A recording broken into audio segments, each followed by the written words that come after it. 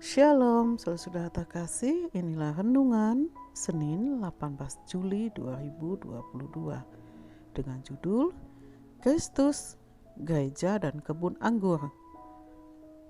Kidung Agung pasal 2 ayat 15 berkata, "Tangkaplah bagi kami rubah-rubah itu, rubah-rubah yang kecil yang merusak kebun anggur kami yang sedang berbunga." Bacaan harian kita dalam Kidung Agung pasal 1 sampai 4. Di antara 66 kitab Kidung Agung mungkin yang paling menghadirkan pro kontra. Ada kalimat-kalimat yang nampaknya vulgar yang keluar dari Salomo dan Sulamit. Sebenarnya ini berbicara tentang hubungan Kristus dan gereja sebagai mempelainya. Hubungan ini begitu intim seperti suami istri. Namun Paulus juga menjelaskan mengenai hal ini berulang kali, secara khusus dalam Efesus pasal 5. Menariknya, Kidung Agung juga mendeskripsikan mengenai kebun anggur yang merupakan gambaran pekerjaan Tuhan. Matius pasal 20 ayat 1 sampai 16, Matius pasal 21 ayat 28 sampai 32, Matius pasal 21 ayat 33 sampai 46. Gereja yang adalah calon mempelai raja di atas segala raja tidak secara otomatis membuat gereja menjadi santai dan antipati terhadap situasi sekitar.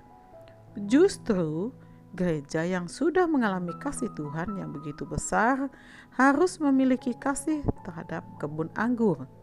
Sulamit memberi contoh bagaimana ia bekerja keras untuk menjaga kebun anggur. Kisah Kidung Agung pasal 1 ayat 5 dan 6. Untuk pekerjaan ini Salomo mencatat bahwa ada musuh yang merusak kebun anggur, yaitu rubah.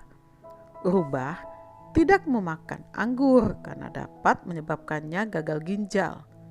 Namun rubah merusak kebun anggur dengan cara merusak akar. Bahkan dicatat bahwa kebun anggur sedang menantikan buah karena sedang berbunga.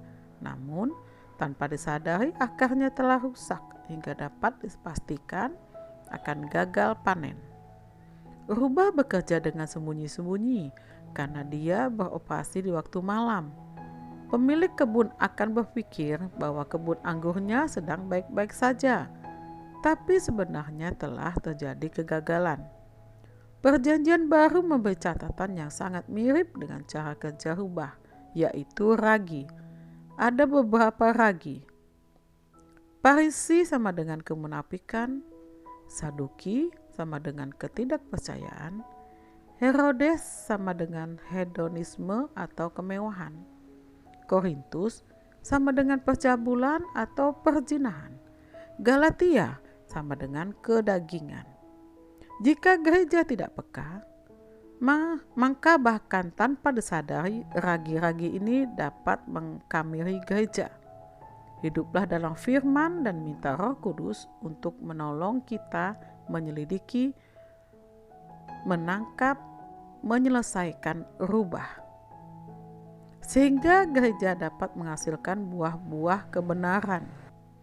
Refleksi, apakah Anda merasa ada sesuatu yang tidak beres namun tidak dapat mengidentifikasinya? Jika ya, jangan panik, jadilah tenang dan berdoa. Pilihlah untuk terus hidup dalam firman dan minta Roh Kudus menolong Anda. Power statement, Tuhan mengawasi dan melindungi kita dari dosa-dosa kecil yang berusaha merusak hubungan kita dengannya. Mari kita berdoa. Tuhan Yesus, tolonglah kami untuk hidup dalam firman dan Roh Kudus dan membuat kami lebih peka akan kehendak-Mu Tuhan. Amin.